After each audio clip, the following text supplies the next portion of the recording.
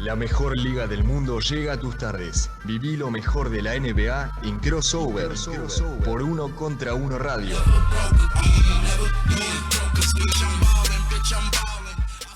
Muy buenas tardes para todos, estamos en una nueva edición de Crossover por Uno Contra Uno Web Radio, como siempre, todos los martes desde las 17 horas, una hora cargada de NBA. Mucha información tenemos hoy y mucho análisis porque vamos a estar hablando de los nuevos entrenadores. Hoy nos vamos a dedicar a la conferencia a esos equipos que cambiaron de coach y que van a tener ciertos conflictos, tal vez por una cuestión de plantel. Van a tener que plantearse desafíos y obviamente van a tener que cambiar cosas para la temporada 2020-2021 y son muchos interesantes, desde Brooklyn Nets hasta los New York Knicks, por ejemplo. Así que vamos a estar hablando de ello, rumores de traspaso como siempre, muchos que salieron en los últimos minutos antes del programa y todo lo que tiene que ver con el mundo de la NBA. Para eso está mi amigo y compañero Emiliano Iriondo. ¿Cómo estás, Emi? Hola, Lea, muy buenas tardes para vos y para todos los que están del otro lado. Exactamente, vamos a estar analizando un poco lo que se va a encontrar cada DT con su nuevo equipo. Tenemos 4 de la conferencia oeste y 5 de la conferencia este. Varios cambios, prácticamente un tercio de la liga tuvo movimientos en sus banquillos, algunos más que interesantes que el resto, pero bueno, esta tarde vamos a estar hablando de una de las dos conferencias y además, por supuesto, lo que habíamos iniciado el martes pasado con los jóvenes que podrían llegar a ser robos del próximo draft. Exacto, hablamos de Theo Maledon y de Killian Hayes el programa pasado, 2 franceses. En este caso vamos a ir por 2 estadounidenses que son muy interesantes, son prospectos muy interesantes y van a caer seguramente a puestos altos del draft. Quizás sea en primera ronda, quizás no. Y ahí está la inteligencia, el talento de las franquicias y sugerencias para poder elegir justamente a los talentos ocultos o a los que caen más adelante en el draft y pueden conseguir, ¿por qué no?, un robo. Pero bueno, vamos a estar analizándolos, vamos a contar un poco cómo juegan, cuál es su historia, de dónde vienen, por qué van a caer a un pick tan alto, si pueden llegar a ser talentos en la NBA, y todo eso obviamente en la última media hora del programa. Ahora tenemos que hablar de estos equipos que cambiaron, franquicias que cambiaron justamente sus entrenadores por cuestiones de rendimiento, otras tal vez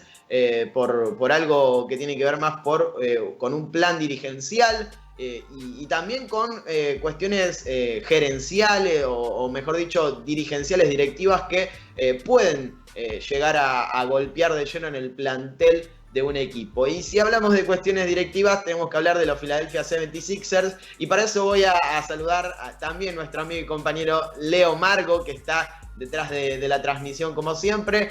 Y te pregunto, Leo, primero te saludo y luego te pregunto, ¿qué pensás de este rumor nuevo que nos acaba de acercar por Twitter Shams Charania sobre que Philadelphia 76ers quiere a James Harden? ¿Cómo andan, chicos? Primero, buenas tardes. Creo que nos debemos en algún momento el debate de si Team Shams o Team Woj. Sí. Me parece que es un buen momento para armar un debate relacionado. Creo que hoy Shams está un pasito por delante de Woj. Me parece, es una presión, pero no estamos para hablar de eso. Qué bombazo que tiró realmente esto de Daryl Morey tratando de buscar a su macho alfa, tratando de buscar a James Harden para el desembarco en Filadelfia. Bueno, me parece que hay olores o rumores, mejor dicho, a que una de las dos figuras o no está cómoda o se va a tener que ir, va a tener que hacer las valijas y pegar el viaje. Vaya a saber uno dónde termina, si justamente en Houston o si hay algún equipo también con algún traspaso a 3 bandas y termina, no sé, como Chris Paul cayendo en Oklahoma de rebote y alguna cosa así, o si Simmons, o si Embiid, o quién en lugar de Harden, porque por Harden tenés que dar todo. Sí, el estadio me parece, y de hecho en hasta Houston la estatua de Rocky. Claro.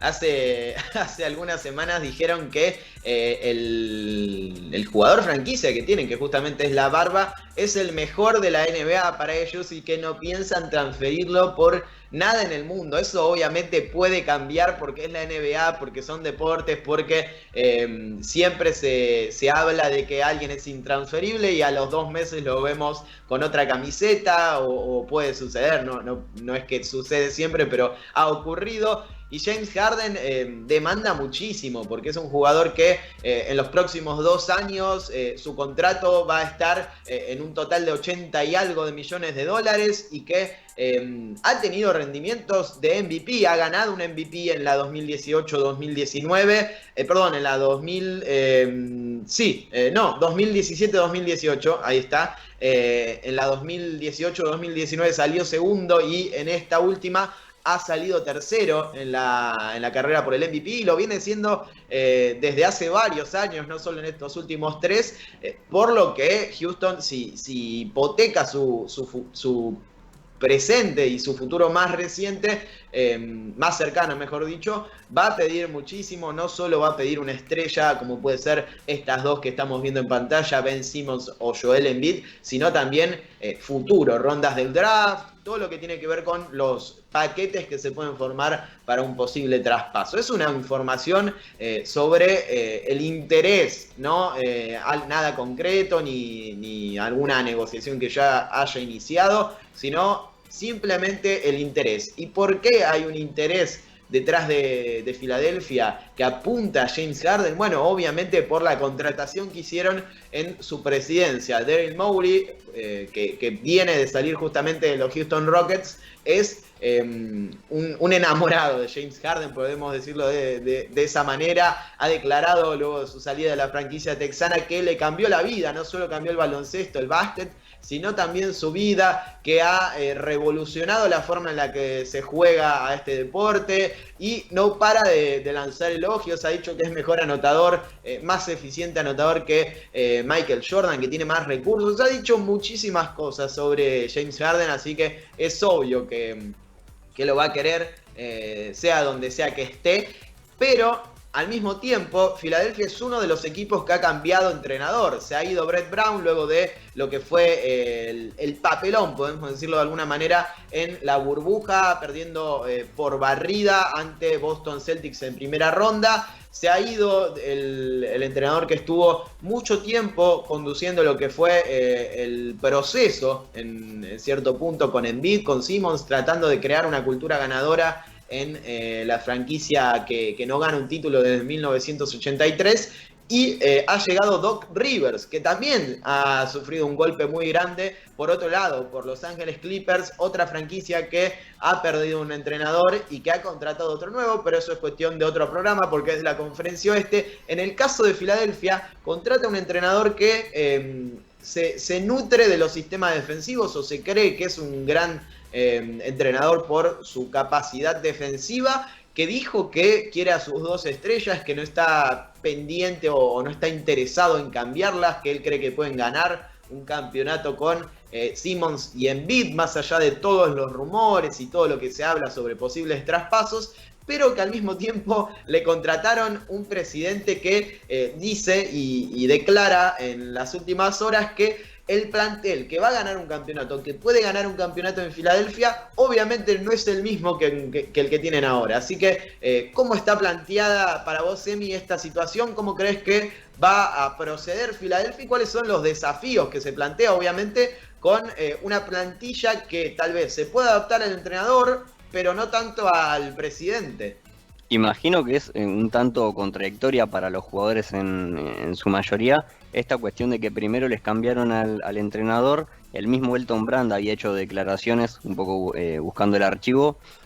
Por ejemplo, cuando llega Doc Rivers y cuando hacen la presentación y un poco el análisis del plantel que tenían, él decía que no iba a tradear, a intercambiar con otros equipos a Simmons y a Embiid, y que estaba buscando algún complemento para mejorarlos. Es decir, que evidentemente las opciones o la decisión de Brand como general manager pasado era no deshacerse de ninguno. Bueno, finalmente se termina yendo y llega Daryl Morey, quien ya de arranque también tuvo unos movimientos bastante interesantes por esta cuestión de que en los últimos días, si no me equivoco, el domingo había tenido una conversación con Joel Embiid.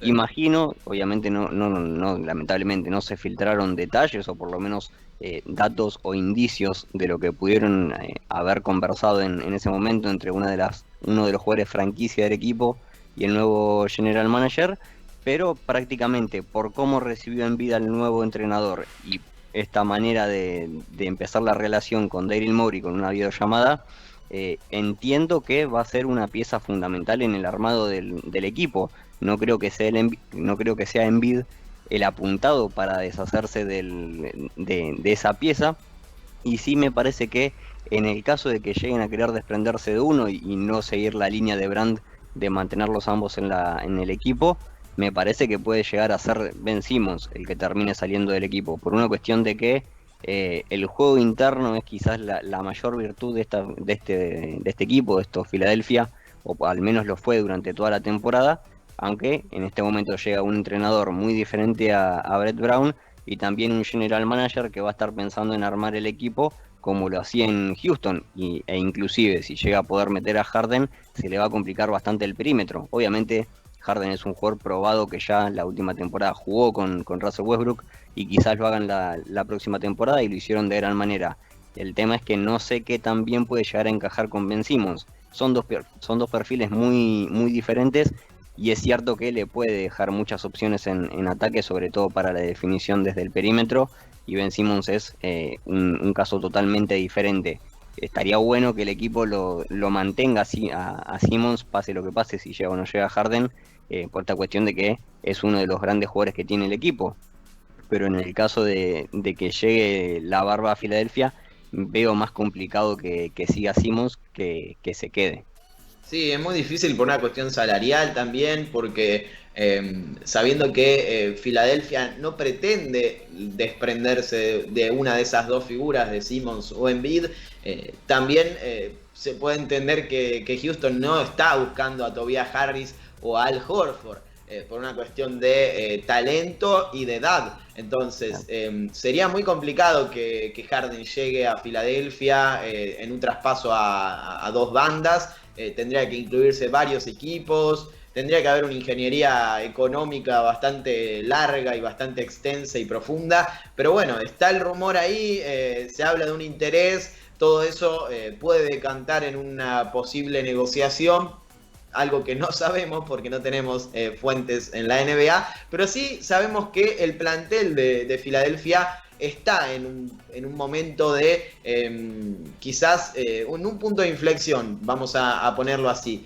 Es un equipo que estaba llamado a dominar la NBA en esta temporada que pasó, en la 2019-2020, se armó para eso, desde Ben Simmons, Embiid, Tobias Harris y Al Horford, se hipotecó o de alguna manera se acumuló todo lo que tiene que ver con el espacio salarial, contratos muy altos para todos ellos y muchos jugadores de rol que no tuvieron un rendimiento aceptable, se desprendieron de otros tantos que sí, como JJ Redick en la agencia libre y en lo que tiene que ver con el mercado anterior. Jimmy Butler obviamente se fue de la franquicia y llegó a Miami por Josh Richardson.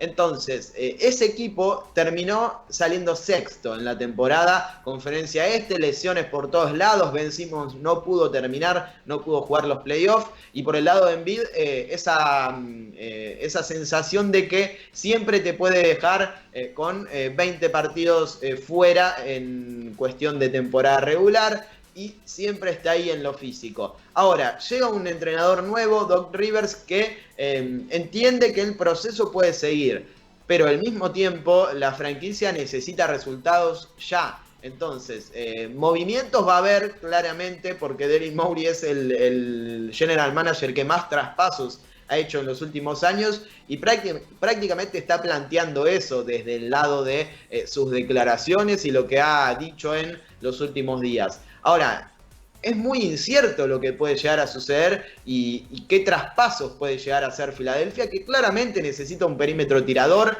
porque Ben Simmons no es un tirador, es un talento enorme, uno de los grandes defensores que tiene la NBA, muchos lo consideraban el defensor del año. Joel Embiid es uno de los mejores pivots que tiene la liga y de los más versátiles, pero su tiro exterior no es su fuerte. Tobias Harris no ha demostrado que haya tenido una temporada desde el tiro muy interesante, y Al Horford lo mismo. Entonces, y muchos de los jugadores de rol no han tenido buenos rendimientos desde el tiro exterior.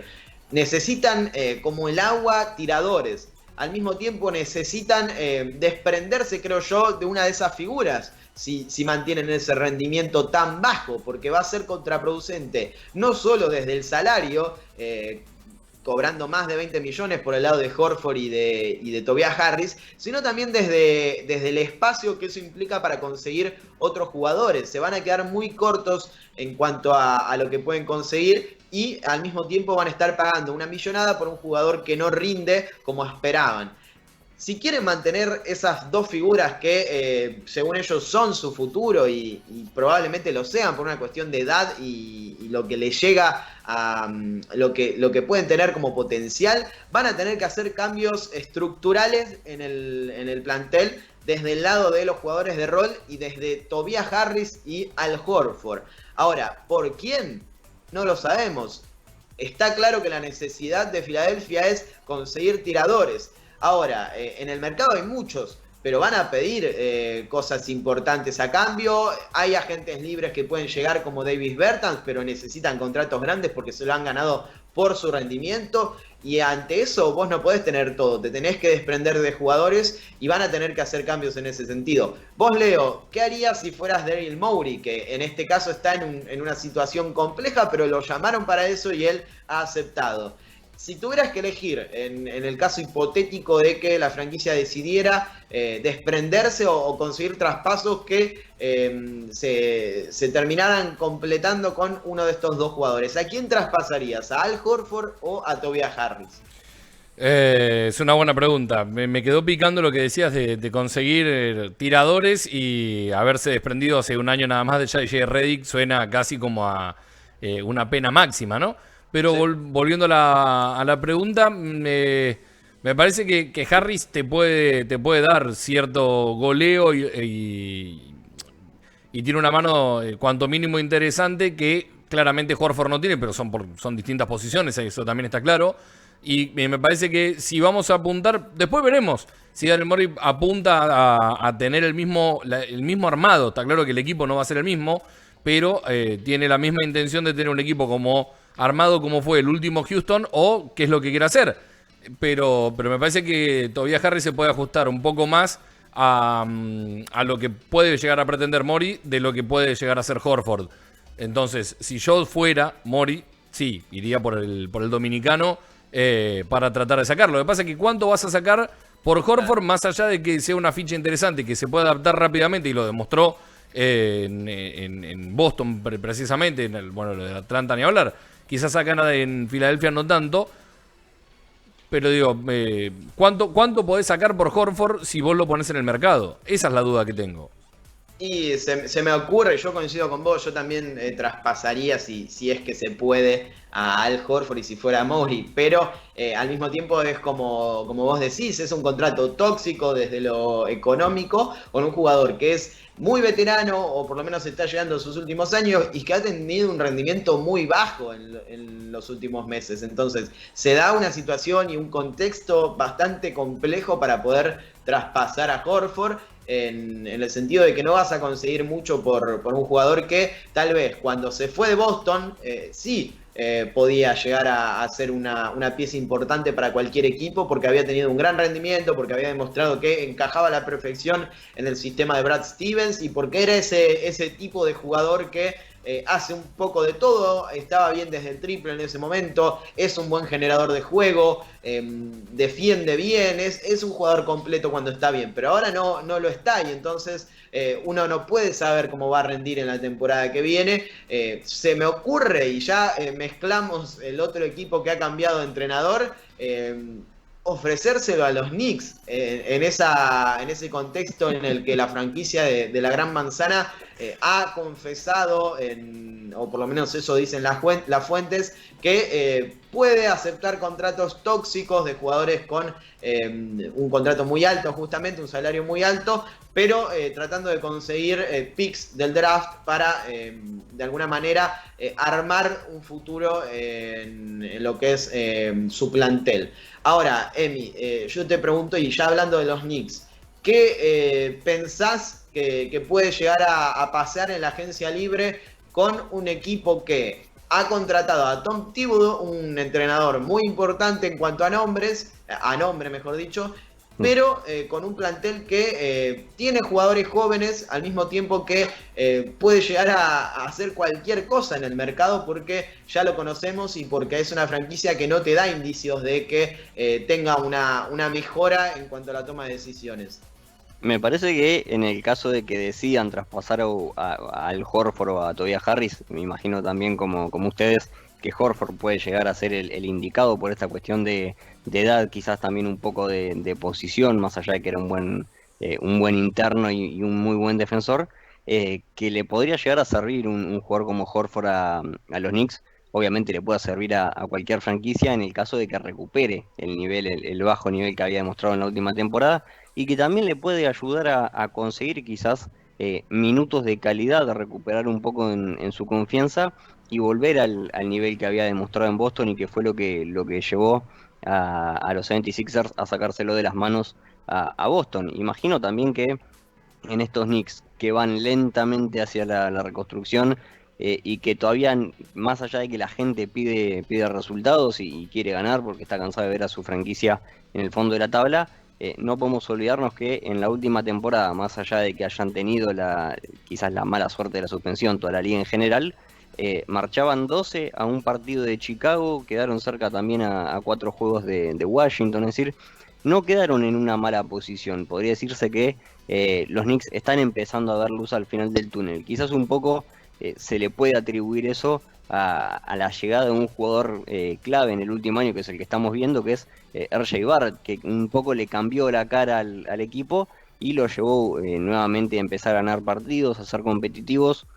Quizás ayuda también que diferentes jugadores hayan salido del equipo, que no se tomaban realmente en serio lo que era la franquicia de Nueva York, y no estaban entendiendo prácticamente qué estaban haciendo en la NBA. Era como que un tanto tóxicos, eran jugadores tóxicos directamente los que tenía Nueva York, e imagino que lentamente con un jugador centrado, con experiencia como lo de Horford, que puede acomodar un poco las bases de este equipo, más el buen futuro que se le puede llegar a ver a RJ Barrett en este equipo si se llega a quedar, más algunos buenos jugadores que ya habían estado en este equipo, y los que lleguen quizás en el próximo draft o en la próxima agencia libre, pueden llegar a tener un equipo, no digo para entrar a los playoffs, porque sería ya un resultado muy pronto para lo que quizás se espera en la franquicia, pero que sí podríamos empezar a ver unos Knicks un poco más competitivos, más asentados, más serios, un Tom Thibodeau que la historia lo precede, es un grandísimo entrenador que ha llevado a diferentes franquicias que no estaban atravesando su mejor momento y que logró levantarlas. Entonces me parece que se está forjando algo bueno en Nueva York a mediano y largo plazo. Si la gente los puede esperar como lo vienen haciendo desde hace varias décadas, podríamos estar viendo el resurgir de unos nuevos Knicks que a futuro podrían dar buenos resultados. Eso es lo más importante, que la dirigencia no se deje llevar, en este caso con un nuevo general manager como Leon Rose, por las críticas, por la impaciencia de la franquicia, los fanáticos de la franquicia, que son muy impacientes y que quieren ganar constantemente y que no entienden que esto de los procesos va a largo plazo y que es la única forma o la forma más clara y más redituable a la hora de pensar en el éxito. Al mismo tiempo coincido con Emi, creo que veo el plantel de estos Knicks y veo muchos jugadores, observo muchos jugadores que son muy interesantes y jóvenes, como Kevin Knox, como el propio RJ Barrett, que ha tenido una gran temporada, más allá de estar en una franquicia perdedora en cuanto a récord. Mitchell Robinson, uno de los mejores, creo yo, en ese aspecto y por progresión, tal vez el que más insinúa junto a Barrett. Podemos hablar de que tienen el pick 8 de este draft y hay muchos deportistas prospectos que pueden interesar y que tal vez consigan para reforzar ese núcleo joven y cambiar de alguna manera la cultura de los Knicks en los últimos años. Ahora, recién leí un mensaje de Leo que tiene razón, siempre caen en la volteada de estos Knicks y para hablar bien de ellos y para no por adularlos, sino por encontrar ciertos puntos positivos, te pregunto, Leo, ¿coincidís con nosotros que, o por lo menos lo que venimos diciendo, de tratar de apostar al núcleo joven y no pensar tanto en qué estrella conseguir en el próximo mercado, que me salve y ganar el título el próximo año, sino más bien utilizar ese mercado para conseguir picks del draft o jugadores jóvenes que estén en desarrollo, más los que ya tienen? Sí, pero no serían los Knicks. Claro. Es así de simple. O sea, estamos hablando de cualquier otra franquicia. Quizás ahora con el cambio, igual quizás ahora con el cambio lo hemos escuchado también en otros años en los New York Knicks. Pero me parece que con el paso de los años y siempre más o menos la misma calidad o el mismo caliz de decisiones ha hecho que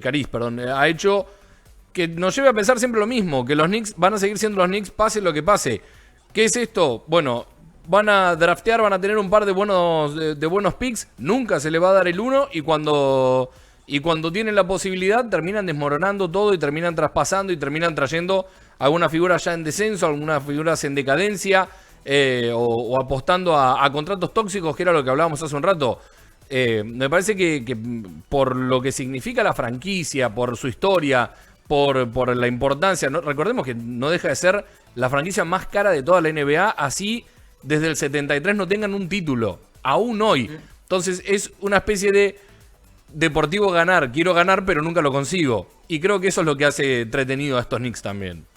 Sí, y ese contraste entre el éxito fuera de la cancha, porque como decía Leo, son la franquicia más cara, y eso tiene que ver mucho con el Madison Square Garden, todo lo que representa Nueva York como mercado, y adentro de la misma, o sobre la pista, mejor dicho, la derrota constante y eso de conseguir resultados ya, de demandar procesos cortos que den éxito en la próxima temporada ya mismo.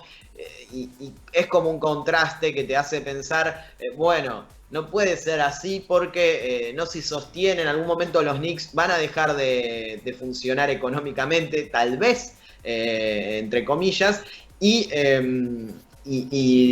no va a haber éxito deportivo que lo sustente, pero al mismo tiempo, como decía Leo, está en su cultura esto de querer ganar ya, de querer conseguir resultados.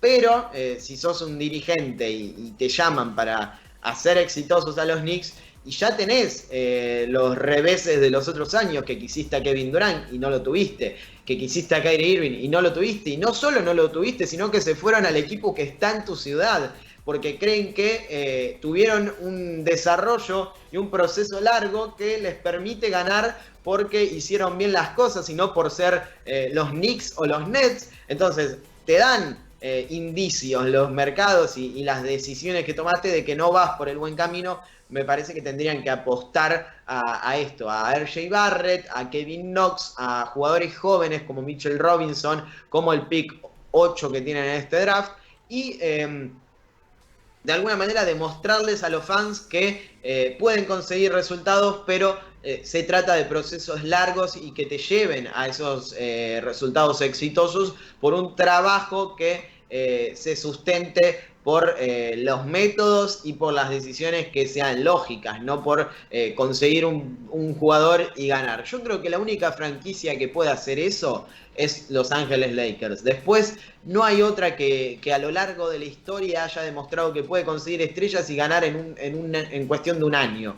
Porque no llama la atención, porque no han creado esa cultura. En cambio los Lakers sí, los Lakers tienen esa cultura de conseguir grandes estrellas. El mercado de Hollywood es interesante y tentador para cualquier jugador, no solo por el equipo, sino por lo que genera fuera del juego. Y los Knicks, por más exitosos que fueran fuera de la cancha justamente, no tienen eso, no tienen esa chispa y se ha visto en los últimos mercados. Entonces, apostar por los jóvenes creo que es la mejor decisión. Y si hablamos de jóvenes y hablamos de franquicias de la conferencia este, me parece que hay una que es la más interesante de todas en cuanto a estas que estamos viendo que cambiaron de entrenadores. Y hablo de los Chicago Bulls, ese equipo que contrató a Billy Donovan, el entrenador de Oklahoma City Thunder en esta última temporada, que lo llevó a ser parte de los playoffs, que estuvo ahí de clasificar a la segunda ronda porque llegaron un séptimo partido con los Houston Rockets y lo hizo a través de un equipo joven, obviamente comandado por Chris Paul, pero joven al fin, con Shai Gilgeous-Alexander como principal estrella de ese núcleo de juventud. Y en este caso se encuentra con muchos jóvenes también talentosos, desde Zach LaVine, pasando por Lauri Markkanen, Wendell Carter Jr., Kobe White, que recién lo veíamos en pantalla. Tienen el pick número 4 del draft, donde pueden conseguir a otra estrella en ciernes como podría ser Deni Avdija, LaMelo Ball, aunque ya tiene muchos bases y eso me parece que ahora lo vamos a estar analizando. Pero a lo que me refiero es, tienen un núcleo joven muy interesante, muy bueno, muy talentoso, al que Billy Donovan tiene que explotar. Y me parece que esa es el gran desafío que tiene este entrenador a la hora de plantearse esta nueva etapa con los Chicago Bulls. Emi, ¿vos pensás lo mismo? ¿Crees que tiene que dar ese salto de calidad, no desde conseguir una estrella, sino del lado de, bueno, ya tengo el núcleo joven, ya han tenido 1 o 2 años, algunos 3 juntos, tengo que hacerlos explotar, tengo que llevar, mejor dicho, a esta franquicia a posiciones de playoff o cerca, o al menos que tengan un gran rendimiento y que se empiece a ver que estos jóvenes pueden convertir a este equipo en algo serio? Me parece que la llegada de Billy Donovan le viene como anillo al dedo a este Chicago Bulls, porque es tal cual mencionas vos, vienen de varios años trabajando juntos, o sea, no son muchos años, pero son quizás las temporadas suficientes como para empezar a madurar y empezar a entender que además de ser buenos jugadores están en una franquicia que viene prácticamente desde fines de los 90 en reconstrucción, sacando quizás en el medio la aparición, la espectacular aparición de Derrick Rose en el medio, pero después es un equipo que prácticamente no apareció desde que ganó los 6 anillos de la mano de Jordan y compañía. Están ante una camada muy buena y además digo que les viene como anillo al dedo la aparición de Billy Donovan, porque vimos lo que pudo hacer con Oklahoma y era un equipo que no era contendiente para casi nadie prácticamente, porque era un equipo en reconstrucción que tenía muchísimos picks de draft, un equipo que quizás encontraba en Chris Paul y Gallinari a sus únicos referentes, más allá de también Steven Adams, pero no tenía mucho más que eso. Y Billy Donovan, así se dice, los hizo jugar a la perfección, los metió en playoff, casi sacan en el séptimo juego, en la primera ronda, a los Houston Rockets. Es decir, hizo un papel realmente muy bueno y eso lo posicionó como uno de los coaches del año. Ahora, llega un equipo en el que tiene nuevamente el reto de hacer que un equipo lleno de jóvenes estrellas con un muy buen futuro empiezan a rendir como tienen que rendir. Justamente yo en el inicio de la última temporada los había metido como posibles candidatos a playoff, pero finalmente como que se terminaron pinchando a lo largo de la temporada y se quedaron afuera de la burbuja directamente, más allá de que entraron 9 solamente de la conferencia este. Bueno, en este caso podría ser un gran momento para que Chicago renazca, logre tener los resultados que viene buscando en los últimos años, en los que quizás no había concordancia entre jugadores y entrenadores. Bueno, ahora llega un muy buen entrenador que tuvo la posibilidad de poner a un equipo plagado de jóvenes en los playoffs, y me parece que también, así como creo que los Knicks pueden estar encontrando en Thibodeau y en su plantel joven algo a mediano y largo plazo, bueno, veo también lo mismo en Chicago Bulls, que pueden aprovechar a este jugador, a Zach LaVine, como uno de sus grandes referentes, o un base que explotó en el Mundial, pero que quizás no lo vimos tan fino durante la temporada regular, como fue el checo Tomas Satoransky.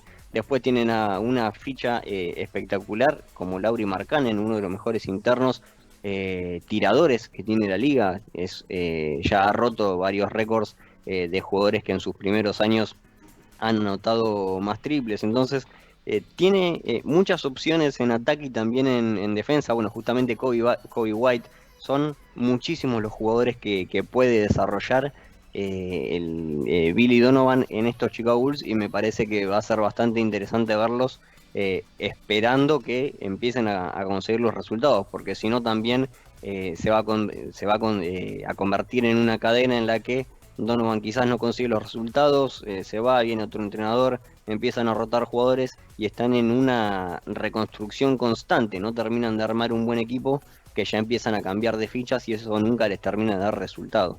Alrededor, no me acuerdo la cifra exacta, pero era alrededor de 11 periodos tuvieron de entrenadores, algunos se repitieron, pero más o menos fueron 11 periodos desde la salida de Phil Jackson allá por 1998, después del sexto título de los Bulls. Eso da una idea de lo que está pasando en la franquicia en cuanto a los resultados y a cómo se manejan desde la dirigencia. Ahora ha cambiado todo el aparato dirigencial, y espero que también la mentalidad de estos Bulls, que tienen solo 3 jugadores que superan los 26 años de edad, un plantel muy joven, con muchos que están entre los 23 y los 25, algunos incluso menores a esa edad, y tienen el pick número 4 del draft, con un plantel que, como decíamos, estaba cerca de explotar, o por lo menos de llegar a un rendimiento que los alejara de la lotería. Emi los puso, como él decía, en situación de playoff porque insinuaban eso, pero se fueron pinchando y llegaron a la posición en la que están, al puesto en el que están en el draft, que me parece que es una de las decisiones más interesantes que vamos a ver en la ceremonia. Un equipo que tiene a Tomas Satoransky en el plantel, un gran pasador, un creador de juego, que tiene a Chris Dunn, otro base tal vez más de corte defensivo, pero interesante también, que tiene a Kobe White, que es un gran tirador desde el perímetro, pero juega de base. Podés incluirlo con otro creador, otro generador de juego, no hay problema. Pero algunos me ponen como la elección de los Chicago Bulls a LaMelo Ball, que es el point guard por definición. Y tal vez no sea lo que más necesitan estos Bulls, pero bueno, también existen muchos jugadores que tienen características que tal vez son más necesarias en este plantel, desde el juego interno, desde el poder atlético en los alas como Deni Avdija u otros jugadores que pueden aportar en defensa. Veremos qué hacen estos Bulls con el pick número 4, si lo traspasan, si eligen un jugador joven que les pueda aportar ese núcleo joven. Lo cierto es que, como decíamos, Billy Donovan tiene la chance de conseguir un plantel, una plantilla que le puede dar muchos resultados si trabaja de la mejor manera. Leo, ¿vos qué elegirías en el caso de... Te estoy poniendo en situación de general manager constantemente, perdón, pero vos qué elegirías, no por nombre, no tenés que ir por un jugador, pero viendo el plantel de los Bulls, con Chris Dunn, con Wendell Carter Jr., con Lauri Markkanen, como decía Leo, que es un gran tirador, Zach LaVine, que me parece el jugador más consolidado que tienen estos Bulls por una cuestión de rendimiento y lo que ha hecho en esta temporada, Kobe White, tantos jóvenes. ¿Qué te parece que le puede dar o qué te parece que pueden buscar estos Bulls en el draft si deciden justamente utilizar ese pick 4 y no lo meten en un traspaso? Es una muy buena pregunta. Me parece que deberían buscar alguna... si quieren dar el salto definitivo, me parece que no estaría nada mal pensar en algún jugador importante para poder hacer un trade después. No les digo de buscar a algún nombre, como decíamos antes, como Horford, por ejemplo, sino algún nombre realmente importante. Estamos hablando de un pick 4 de un draft que tiene algunos nombres más que interesantes, que de gran proyección y gran futuro. Me parece que hay que ver también qué es lo que quiere Chicago, si seguir haciendo crecer este núcleo joven que tiene, que es muy bueno sin dudas, pero que todavía sigue siendo falta de experiencia y que le falta ese jugador insignia, ese jugador que el microondas que te haga cambiar una ecuación realmente. Me parece que hay que ver también la verdad no se me ocurre ninguno, realmente no se me ocurre ningún nombre que podría encajar perfectamente bien en estos Bulls. Pero iría más por el lado de agarrar el pick 4, meter a alguno de estos jóvenes en un paquete y tratar de conseguir un agente libre, un jugador que esté pidiendo un traspaso y que sea probado en la NBA, o sea, que ya tenga la chance de decir, bueno, sé que juega, se puede acoplar a mi sistema, se puede acoplar a los jóvenes, puede servir de líder, una especie de Jimmy Butler en Miami. Claro, exactamente. Volver a buscar a Butler. Eso es lo que haría yo. A buscar a un Butler, no a Jimmy Butler puntualmente. Volver a buscar a alguien que sepas que con tiempo y dándole las llaves del equipo te va a terminar de levantar la vara para que estos jóvenes que tienen una capacidad tremenda y que juegan muy bien, se acoplen y se adecúen también a esa figura que necesita cualquier equipo que quiera pelear por cosas importantes. Sí, la verdad que es muy cierto que no tienen en este momento un líder. Zach LaVine es lo más parecido a jugador franquicia que pueden tener estos Bulls, pero no es All-Star o no ha tenido un rendimiento constante como All-Star. No podemos decir que es el jugador franquicia y están un poco huérfanos en ese sentido. Tal vez da el salto en esta temporada. Él ha dicho que lo más importante que quiere hacer o lo que más ha trabajado y va a trabajar en los próximos meses y durante la cuarentena es su defensa, porque él sabe que es un gran jugador ofensivo. Algunos recuerdan a Zach LaVine por esos 2 títulos del concurso de volcadas, pero es más que un gran volcador de pelotas. Tiene una cantidad de recursos ofensivos espectaculares. Ha tenido partidos en los que anotó 12 triples, por decir algo, y tiene un poder atlético que le permite hacer este tipo de cosas, por ejemplo, crear para los demás. Entonces, ese era Satoransky, vi mal, pero es un jugador ofensivo que tiene ese tipo de recursos y que bueno, ahí estamos viendo justamente a Zach LaVine, que puede servir como el gran generador ofensivo del equipo. Defender es lo que le falta y él cree que tiene que mejorar eso, con razón, obviamente. Así que tal vez se puede convertir en un jugador franquicia porque es muy joven, tiene 24 años solamente y le falta mucho por mejorar. Al mismo tiempo... ¿Se me ocurre un nombre, Lea? Sí, decime. Perdón que te interrumpa.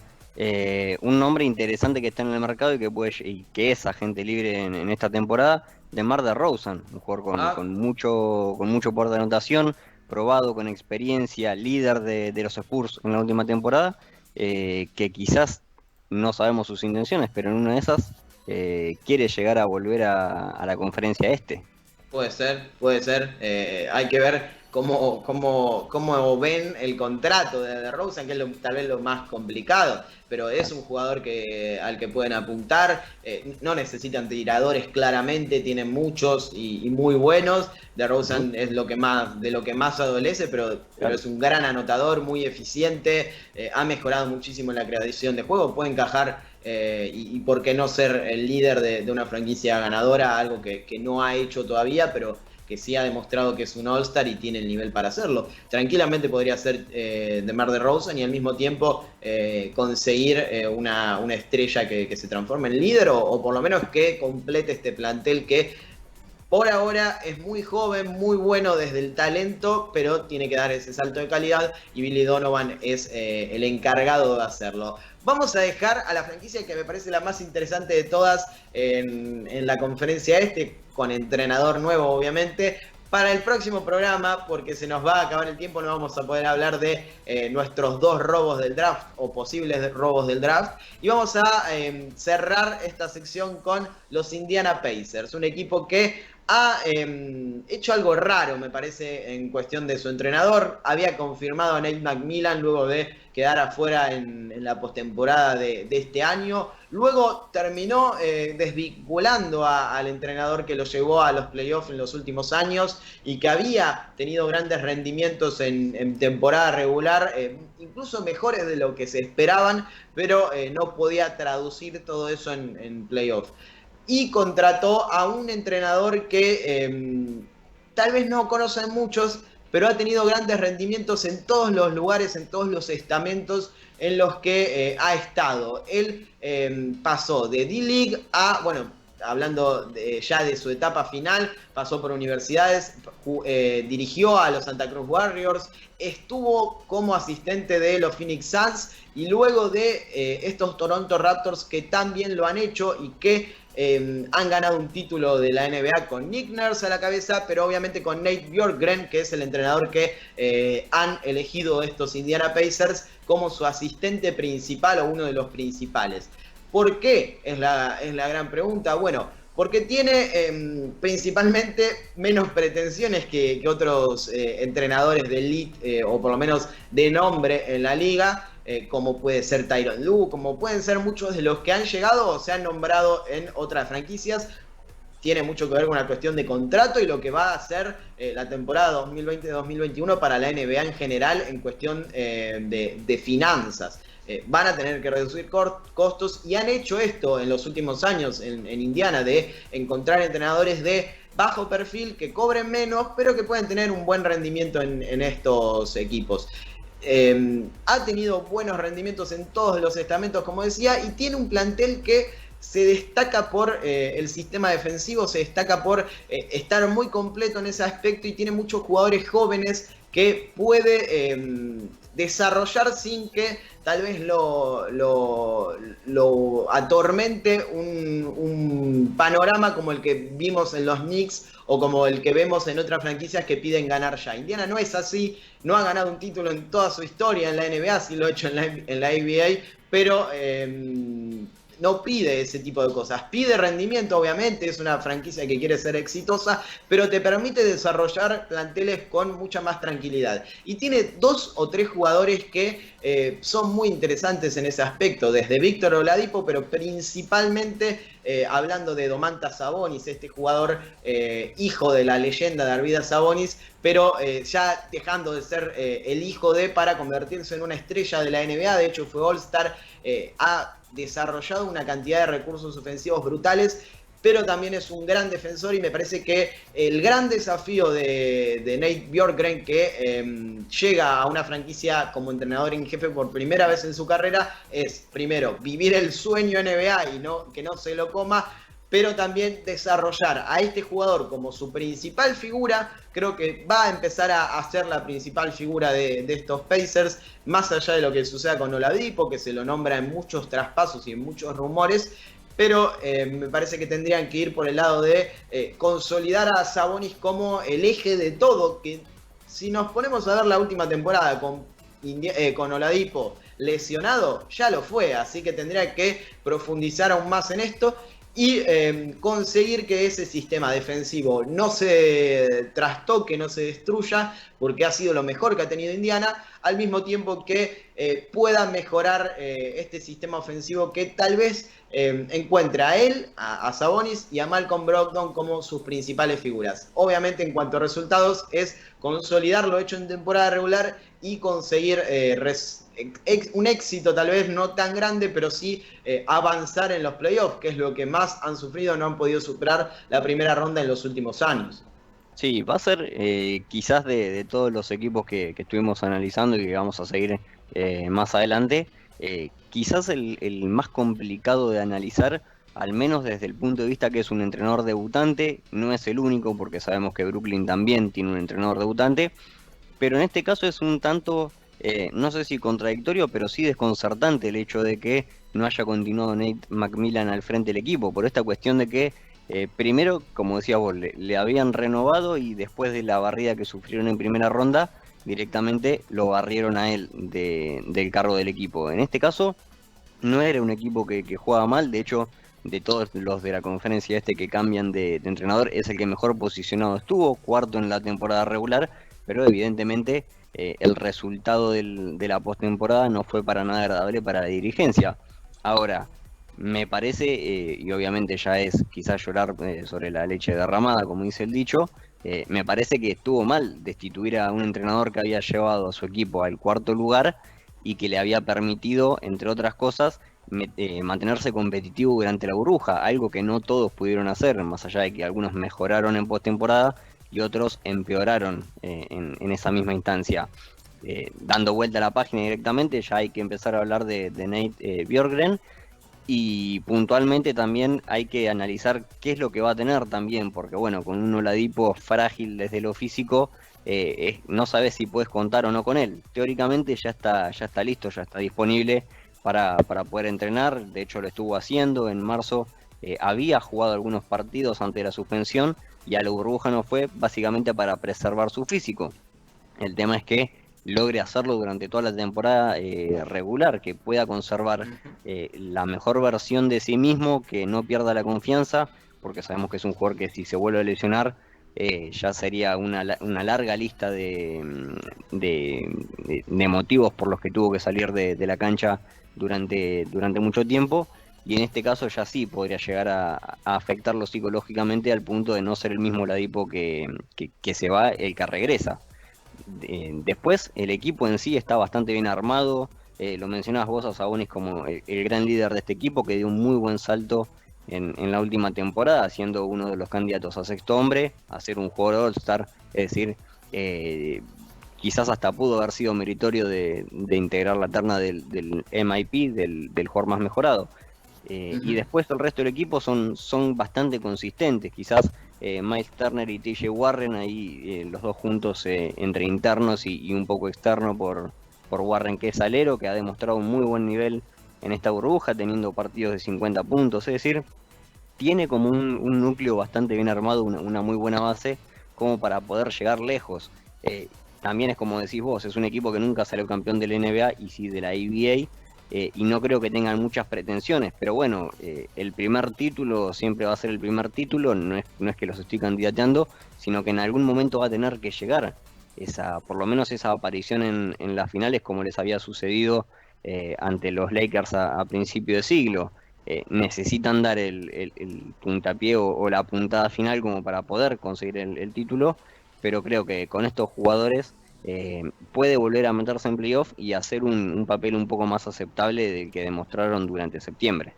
Un lindo desafío para Nate Bjorkgren, el entrenador asistente de los Toronto Raptors el año pasado y esta temporada, una con el campeonato, otra en semifinales de conferencia, en séptimo partido cayeron ante los Boston Celtics. Un desafío, como decía, muy lindo por una cuestión de ser su primer año en la NBA como entrenador en jefe y en una franquicia que te permite desarrollarte, te permite pensar a largo plazo, más allá de lo que suceda, obviamente teniendo en cuenta ciertos parámetros de éxito. Vamos a hablar de estos robos del draft. Te voy a dejar empezar esta vez primero a vos, Emi. Vamos a tener poco tiempo los dos, pero vamos a tratar de arreglárnoslas para contar un poco quiénes son. Y empezamos por un jugador de la universidad en donde se forjó nada más y nada menos que Michael Jordan. Exactamente, de North Carolina, la Universidad de Su Majestad, sale Cole Anthony, un perimetral, un base muy, muy interesante. Para hacerlo bien rápido y resumido, directamente, aunque puede quedar un poco ortodoxo, te voy a leer las anotaciones que me hice. Es un jugador rápido en traslados laterales, saca bastante rápido el tiro de 3 puntos, tiene muy buen tiro de media distancia también, como lo estamos viendo en este momento. Tiene un buen físico para atacar, justamente otra de las cosas que estamos viendo, tiene buen físico para atacar el aro, es como que no tiene miedo y también se acomoda como para sacar el tiro por más que esté incómodo, es como que no le importa si tiene a un defensor encima, si lo desestabilizaron, es decir, aprovecha la situación para sacar el tiro, no le importa si está bien plantado a pie firme o si viene con el catch and shoot, es decir, toma los tiros como se encuentra en el momento y además también se posiciona muy bien sin la pelota, me parece un factor clave también que lo puede llegar a convertir en un prospecto más que interesante para entrar también en un equipo en el que otras figuras pueden depender mucho más de la pelota. Bueno, él no la necesita tanto como pueden hacerlo sí las figuras de la NBA y eso puede darle un lugar rápidamente en un equipo quizás, no digo contendiente, porque todavía no tenemos el perfil de los equipos para la próxima temporada, pero sí que vamos a estar viendo a un jugador muy interesante con muchos fundamentos en ataque. Eso va a ser vital por parte de este jugador de Cole Anthony. Así que lo imagino progresando bastante en la próxima temporada, sea cual sea el equipo en el que esté. Me parece que puede adaptarse a cualquier situación.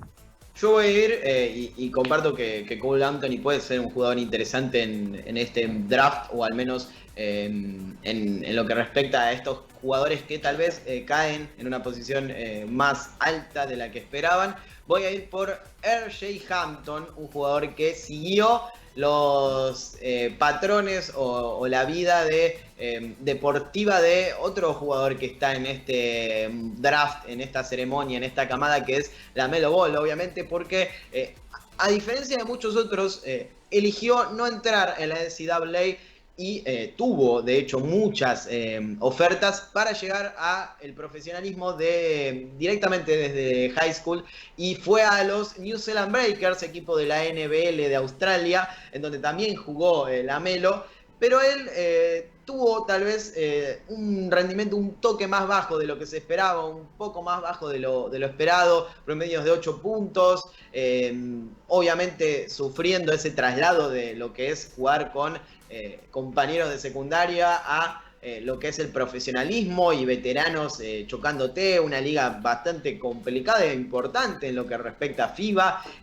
Tuvo que adaptarse a ello, pero me parece que hizo una transición importante en su juego y en su mentalidad. Para destacar cosas de R.J. Hampton, que ha tenido grandes rendimientos en high school, también en algunos partidos de la NBL, y eso lo ha catapultado a ser uno de los prospectos interesantes de este draft. Creo que es las transiciones ofensivas, cómo ataca el aro. Me parece que es su mejor versión, la que ataca el aro, la que consigue con su poder atlético dominar la anotación de un equipo. No tiene problemas en ser la segunda opción de un sistema ofensivo, lo ha hecho en la NBL. Obviamente no era el jugador franquicia de los New Zealand Breakers por una cuestión de edad. Tiene 19 años, es escolta, 1,96 m, buen físico, muy buen físico, poderío atlético como para llegar a la liga y no tener que sufrir esa adaptación. Obviamente va a ser distinto ante los atletas que tiene la NBA por una cuestión lógica,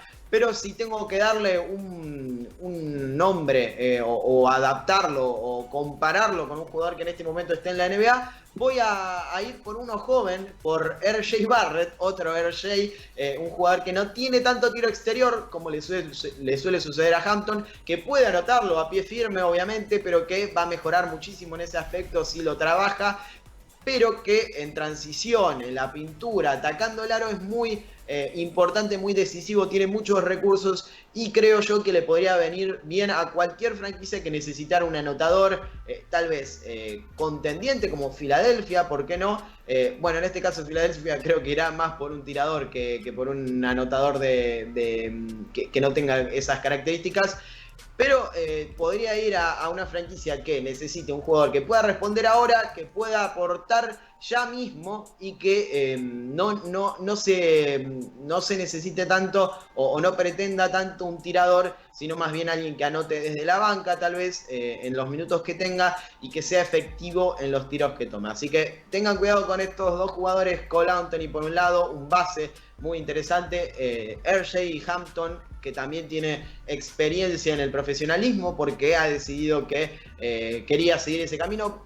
¿Por qué? Por ver a Luka Doncic en las últimas temporadas y entender que tenía que dedicarse pura y exclusivamente al básquet, no estar pendiente de su estudio y jugar con los más grandes para llegar a la NBA de la mejor manera. Dos posibles robos del draft, como les trajimos el programa pasado y como le vamos a seguir trayendo en crossover durante todo lo que tiene que ver con el mes de noviembre hasta que se realice el draft, que es el 18 de este mes y que va a determinar lo que pase con la franquicia hacia el futuro, o por lo menos en muchas de ellas. Nos tenemos que despedir, nos vemos el viernes que viene con una historia y el martes ya dejamos el análisis para la Conferencia Oeste y los Brooklyn Nets. Por supuesto, nos encontramos el próximo viernes, miércoles 18 es el draft. Así que tenemos 2 martes más de crossover para seguir desentrañando los jóvenes proyectos que pueden llegar a ser robos del draft. Leo, muchas gracias como siempre y nos vemos el viernes. Tal vez con cámara. No, hoy estuvimos con cámara también, aparecimos, mirá, ahí estoy. Pero en la historia, en historia con cámara me gusta, dale. Estoy para el viernes. No sabemos de qué vamos a hablar igual, pero... De los Knicks, porque todo termina en los Knicks. Podemos hablar de los Knicks, ¿por qué no? Si queremos hablar algo bueno de los Knicks, tiene que ser historia. Y sí, 70 o 73, no mucho más. Claro, exactamente. Así que estén pendientes, vamos a ver de qué vamos a estar hablando el viernes, pero obviamente con una historia interesante de la NBA, porque la NBA te da esa posibilidad de buscar en el pasado y encontrar joyas como siempre. Nos vamos, pero quédense prendidos a la pantalla de Uno contra Uno Web Radio. Nosotros nos vemos el próximo viernes.